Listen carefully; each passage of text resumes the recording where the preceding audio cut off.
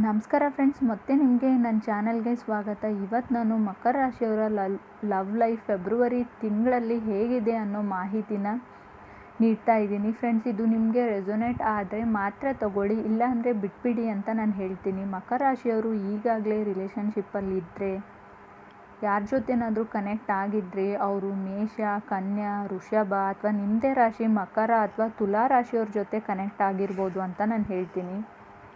ನೀವು ಸಿಂಗಲ್ಸ್ ಇದ್ದರೆ ಯಾವುದೇ ರಾಶಿಯವ್ರಿಗೂ ಜೊತೆ ಕೂಡ ನೀವು ಕಮಿಟ್ ಆಗ್ಬೋದು, ಅಥವಾ ರೀಸೆಂಟಾಗಿ ಕಮಿಟ್ ಆಗಿದ್ದರೂ ಕೂಡ ಅವ್ರು ಯಾವುದೇ ರಾಶಿಯವ್ರು ಕೂಡ ಆಗಿರ್ಬೋದು ಅಂತ ನಾನು ಹೇಳ್ತೀನಿ.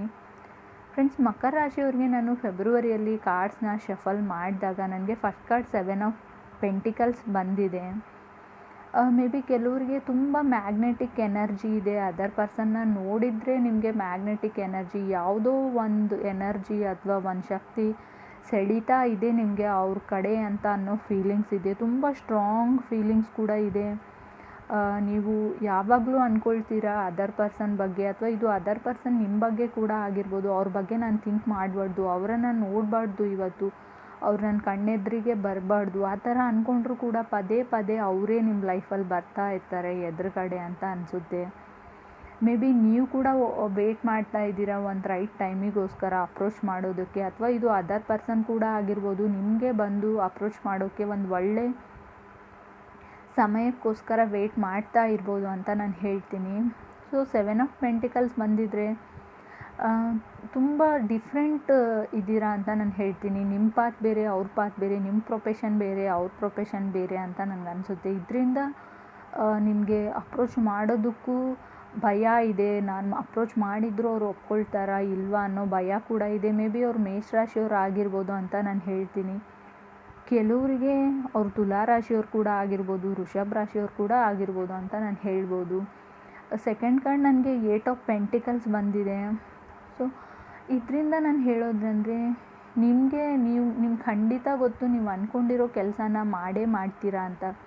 ಸ್ವಲ್ಪ ಲೇಟ್ ಆಗ್ಬೋದು, ಖಂಡಿತವಾಗ್ಲೂ ಲೈಫಲ್ಲಿ ತುಂಬ ಸ್ಟ್ರಗಲ್ನ ಅನುಭವಿಸಿರ್ಬೋದು. ಆದರೆ ನಿಮಗೇನೋ ಗೊತ್ತಿಲ್ಲ, ಇತ್ತೀಚೆಗೆ ಜನವರಿಯಲ್ಲಿ ಒಂದು ಕಾನ್ಫಿಡೆಂಟ್ ಬಂದಿದೆ. ಇವಾಗ ನನ್ನ ಲೈಫ್ ಚೆನ್ನಾಗಿರುತ್ತೆ, ಹೊಸ ವರ್ಷ, ನನ್ನ ಲೈಫಲ್ಲಿ ಎಲ್ಲ ಒಳ್ಳೆಯದಾಗುತ್ತೆ ಅನ್ನೋ ಪಾಸಿಟಿವ್ ಫೀಲಿಂಗ್ ಕೂಡ ಇದೆ. ನೀವು ಹೀಲ್ ಆಗಿದ್ದೀರಾ. ಹಳೆ ಒಂದು ಎಮೋಷ್ನಲ್ ಡ್ರೈನಿಂಗ್ನಿಂದ ನೀವೇ ಧೈರ್ಯನ ತಂದ್ಕೊಂಡಿದ್ದೀರಾ, ನಮ್ಗೆ ಒಳ್ಳೆಯದಾಗುತ್ತೆ ಅಂತ. ತುಂಬ ಪಾಠಗಳನ್ನಲ್ಲೂ ಕಲ್ತಿದ್ದೀರಾ ಫಾಸ್ಟಲ್ಲಿ. ಮೇ ಬಿ ನೀವು ಕನೆಕ್ಟ್ ಆಗಿರೋ ವ್ಯಕ್ತಿ ಮೇಷರಾಶಿಯವ್ರು ಆಗಿರ್ಬೋದು. ಥರ್ಡ್ ಕಾರ್ಡ್ ನನಗೆ 4 ಆಫ್ ವಾಂಡ್ಸ್ ಬಂದಿದೆ. ಖಂಡಿತವಾಗ್ಲೂ ಕೆಲವರಿಗೆ ಈ 6 ಮಂತ್ಸಲ್ಲಿ ಖಂಡಿತ ಏಪ್ರಿಲಲ್ಲೋ ಮಾರ್ಚಲ್ಲೋ ನಿಮ್ಮ ಮದುವೆ ಫಿಕ್ಸ್ ಆಗೋ ಚಾನ್ಸಸ್ ಇದೆ ಅಂತ ನಾನು ಹೇಳ್ತೀನಿ. ಈ ವರ್ಷ ಖಂಡಿತ ಮದುವೆ ಕೂಡ ಆಗುತ್ತೆ. ಮ್ಯಾರೇಜ್ ಕಾರ್ಡ್ ಅಂತ ನಾನು ಹೇಳ್ತೀನಿ. 4 ಆಫ್ ವಾಂಡ್ಸ್ ಬಂದರೆ ಖಂಡಿತ ನೀವು ಹೊಸ ಮನೆಗೆ, ಹೊಸ ಜಾಗಕ್ಕೆ, ಹೊಸ ಕಂಟ್ರೀಸ್ಗೆ ಮೂವ್ ಆಗ್ತಾ ಇದ್ದೀರಾ. ಹೊಸ ಶಿಫ್ಟಿಂಗು, ಹೊಸ ಸೈಕಲ್ ಸ್ಟಾರ್ಟ್ ಆಗುತ್ತೆ ನಿಮ್ಮ ಲೈಫಲ್ಲಿ. ನೀವು ಸಿಂಗಲ್ಸ್ ಇದ್ದರೆ ರಿಲೇಷನ್ಶಿಪ್ಪಲ್ಲಿ ಇರ್ತೀರಾ. ಸೊ ಖಂಡಿತ ನಿಮ್ಮ ಮದುವೆ ಆಗುತ್ತೆ, ಫಿಕ್ಸ್ ಆಗುತ್ತೆ ಅಂತ ನಾನು ಹೇಳ್ಬೋದು. 4 ಆಫ್ ವಾಂಡ್ಸ್ ಬಂದಿರೋದ್ರಿಂದ ತುಂಬ ಪಾಸಿಟಿವ್ ಕೋಡು. ನೀವು ಯಾವುದಕ್ಕೋಸ್ಕರ ವೇಟ್ ಮಾಡ್ತಿದ್ದೀರಾ ಅದು ಖಂಡಿತ ನಿಮ್ಮ ಲೈಫಲ್ಲಿ ಬರೋ ಅಂಥ ಎಲ್ಲ 100% ಚಾನ್ಸ್ ಇದು ಖಂಡಿತವಾಗ್ಲೂ ಬರುತ್ತೆ. 4 ಆಫ್ ವಾಂಡ್ಸ್ ಬಂದಿದೆ ಅಂತ ನಾನು ಹೇಳ್ತೀನಿ. ಪಾಸಿಟಿವ್ ಥಿಂಕ್ ಮಾಡ್ತಾ ಇದ್ದೀರಾ, ಇನ್ನೂ ಅದನ್ನು ಕಂಟಿನ್ಯೂ ಮಾಡಿ ಬಿಡಬೇಡಿ. ಯಾವುದೇ ಕಾರಣಕ್ಕೂ ಬ್ರೇಕ್ ಡೌನ್ ಆಗಬೇಡಿ, ನೆಗೆಟಿವ್ ಯೋಚನೆನೇ ಮಾಡಬೇಡಿ ಅಂತ ನಾನು ಹೇಳ್ತೀನಿ. ಫೋರ್ತ್ ಕಾರ್ಡ್ ನನಗೆ 8 ಆಫ್ ಪೆಂಟಿಕಲ್ಸ್ ಬಂದಿದೆ. ಏನೋ ನೀವು ಹೇಳ್ತಿರಲ್ಲ, ಹೊಸ ಬಟ್ಟೆಗಳನ್ನ ಖರೀದಿ ಮಾಡ್ತಾ ಇರ್ಬೋದು, ಅಥವಾ ನೀವು ರೀಕನೆಕ್ಷನ್ಗೆ ಹೊಸ ಬಿಗ್ನಿಂಗ್ನ ನೋಡ್ತಾ ಇರ್ಬೋದು ಅಂತ ಅನಿಸುತ್ತೆ. ನಿಮ್ಮ ಎಕ್ಸ್ ಜೊತೆನೇ ಹೊಸದಾಗಿ ನೀವು ಲೈಫ್ನ ಸ್ಟಾರ್ಟ್ ಮಾಡಬೇಕು. ಹಿಂದೆ ಆಗಿರೋ ತಪ್ಪುಗಳನ್ನು ಇನ್ನು ಮುಂದೆ ಮಾಡಬಾರ್ದು ಅನ್ನೋ ಫೀಲಿಂಗ್ ಕೂಡ ಇದೆ ಇಲ್ಲಿ. ಫಿಫ್ತ್ ಕಾರ್ಡ್ ನನಗೆ ಹೈರ್ ಫ್ರಂಟ್ ಬಂದಿರೋದ್ರಿಂದ ಮೇ ಬಿ ಅವ್ರು ವೃಷಭ ರಾಶಿಯವ್ರು ಆಗಿರ್ಬೋದು. ಹೊಸದಾಗಿ ಕಮಿಟ್ ಆಗಿರೋರಾದರೆ, ರೀಸೆಂಟಾಗಿ ರಿಲೇಷನ್ಶಿಪ್ಪಲ್ಲಿ ಇರೋರಾಗಿದ್ದರೆ. ಸಿಕ್ಸ್ ಕಾರ್ಡ್ ನನಗೆ 9 ಆಫ್ ವಾಂಡ್ಸ್ ಬಂದಿದೆ. ಸೊ ಹೈರ್ ಫ್ರಂಟ್ ಮತ್ತು 9 ಆಫ್ ವಾಂಡ್ಸ್ ತುಂಬ ಒಳ್ಳೆ ಟೈಮ್ನ ರೀಪ್ರೆಸೆಂಟ್ ಮಾಡುತ್ತೆ. ತುಂಬ ಕ್ರಿಯೇಟಿವ್ ಆಗಿದ್ದೀರಾ ನೀವು ತುಂಬ ಕ್ರಿಯೇಟಿವ್ ಆಗಿದ್ರಿ ಫ್ರೆಂಡ್ಸ್ ಮಕರ ರಾಶಿಯವರು.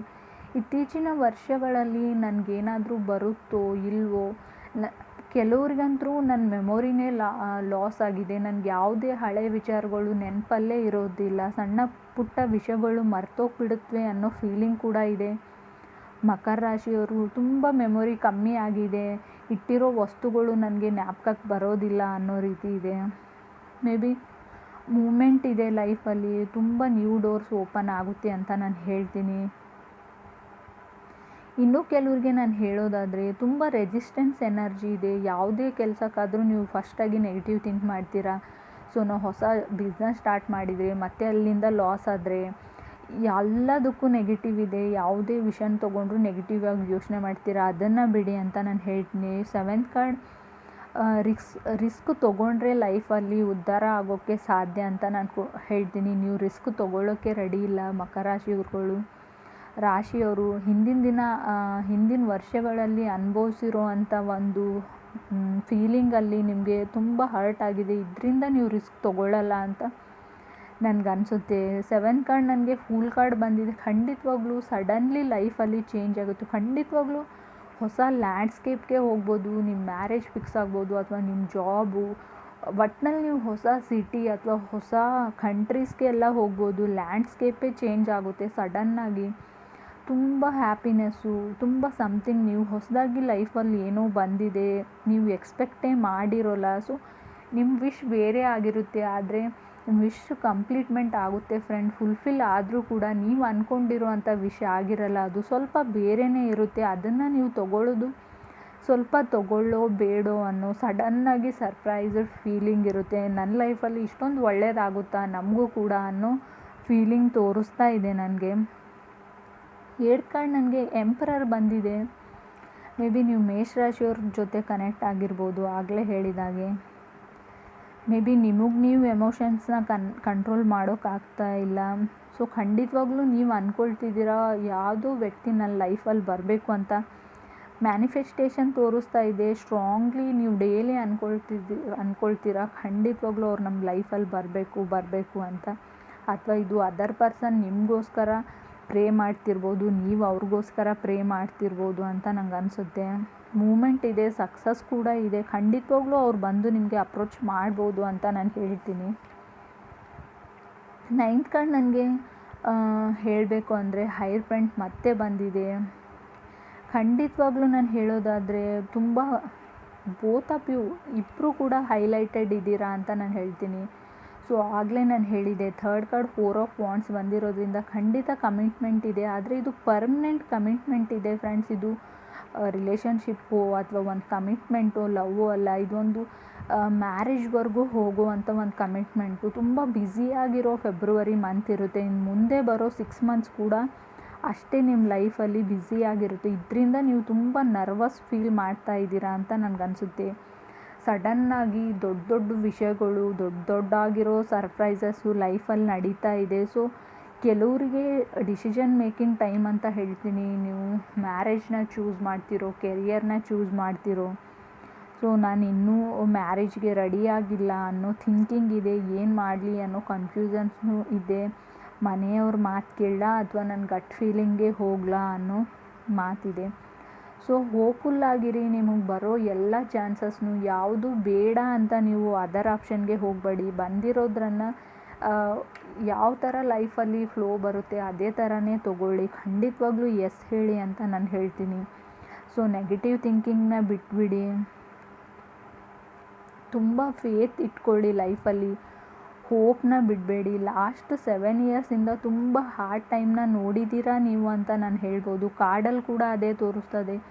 ತುಂಬ ಸ್ಟ್ರಗಲ್ನ ಅನುಭವಿಸಿದ್ದೀರ ಲಾಸ್ಟ್ ವರ್ಷಗಳಲ್ಲಿ. ಕೆಲವು ವರ್ಷಗಳಿಂದ ತುಂಬ ಅಂದರೆ ತುಂಬ ಯಾವ ಲೆವೆಲಿಗೆ ಅಂದರೆ ನೀವು ಇವಾಗ ಜನವರಿ ಡಿಸೆಂಬರಲ್ಲಿ ನೀವು ಮತ್ತೆ ಹುಟ್ಟು ಬಂದಿದ್ದೀನಿ ಅನ್ನೋ ಲೆವೆಲ್ಗೆ ನೀವು ಕಷ್ಟನ ಅನುಭವಿಸಿದ್ದೀರ. ಖಂಡಿತ ಮುಂದೆ ನಿಮ್ಗೆ ಖಂಡಿತ ಒಳ್ಳೆಯದಾಗುತ್ತೆ. ಖಂಡಿತವಾಗ್ಲೂ ನ್ಯೂ ಡೋರ್ಸ್ ಓಪನ್ ಆಗುತ್ತೆ. ನೀವು ಖಂಡಿತ ಆಪರ್ಚುನಿಟೀಸ್ ತುಂಬ ಬಂದಿದೆ, ನೀವು ಅದನ್ನು ಮಿಸ್ ಮಾಡ್ಕೊಂಡಿದ್ದೀರಾ ಅಥವಾ ನಿಮ್ಮ ಕರ್ಮ ಅದನ್ನು ತೊಗೊಳ್ಳೋಕ್ಕೆ ಬಿಟ್ಟಿಲ್ಲ. ನಿಮ್ಮ ಡೆಸ್ಟಿನಿನೇ ಬೇರೆ ಆಗಿತ್ತು. ಸೊ ನೀವು ಇಷ್ಟು ದಿನ ಅನುಭವಿಸಿದ್ದೆಲ್ಲ ನಿಮ್ಮ ಹಣೆಯಲ್ಲಿ ಬರೆದಿರೋದೇ ಆಗಿರೋದ್ರಿಂದ ನೀವು ಯಾವುದೋ ಒಂದು ಮಿಸ್ಟೇಕ್ಸ್ ಮಾಡಿ ನಿಮ್ಮ ಲೈಫಲ್ಲಿ ಅನುಭವಿಸಿದ್ದೀನಿ ಅಂತ ಅಂದ್ಕೊಳ್ಬೇಡಿ ಫ್ರೆಂಡ್. ನಾವು ಯಾವುದು ಮಿಸ್ಟೇಕ್ ಅಂತ ನಾವು ಮಾಡೋದೇ ಇಲ್ಲ ಲೈಫಲ್ಲಿ. ಎಲ್ಲನೂ ಡೆಸ್ಟಿನಿಯಲ್ಲಿ ಬರೆದಿರೋದನ್ನೇ ನಾವು ಮಾಡೋದು. ಯಾವುದು ಸಡನ್ನಾಗಿ ನಮ್ಮ ಡಿಸಿಷನ್ ಇರಲ್ಲ. ನೀವು ಯಾವುದೇ ಡಿಸಿಷನ್ ತೊಗೊಂಡ್ರೂ ಕೂಡ ಅದು ನಿಮ್ಮ ಡೆಸ್ಟಿನಿ ಆಗಿರುತ್ತೆ. ನೀವು ನೋ ಹೇಳಿ ಬಂದಿರೋ ಆಪರ್ಚುನಿಟಿಗೆ. ಅಥವಾ ಎಸ್ ಹೇಳಿ ಎಲ್ಲ ಕೂಡ ನಿಮ್ಮ ಡೆಸ್ಟಿನಿ ಆಗಿರುತ್ತೆ. ನಿಮ್ಮ ಕೈಯಲ್ಲಿ ಯಾವುದೂ ಇರಲ್ಲ. ಆದರೆ ನಿಮ್ಮ ಮನೆಯವ್ರ ಮಾತನ್ನ ಕೇಳಿ ಅಂತ ನಾನು ಹೇಳ್ತೀನಿ. ಫ್ಯಾಮ್ಲಿ ಯಾವ ಡಿಸಿಷನ್ ತೊಗೊಳುತ್ತೋ ಅದೇ ಡಿಸಿಷನ್ಗೆ ನೀವು ಹೋಗಿ, ಖಂಡಿತ ಒಳ್ಳೆಯದಾಗುತ್ತೆ ಅಂತ ನಾನು ಹೇಳ್ತೀನಿ. ನನ್ನ ಮಾಹಿತಿ ಇಷ್ಟ ಆಗಿದೆ ಅಂತ ಅಂದ್ಕೊಳ್ತೀನಿ. ಸಬ್ಸ್ಕ್ರೈಬ್ ಮಾಡೋದನ್ನು ಮರಿಬೇಡಿ. Thank you.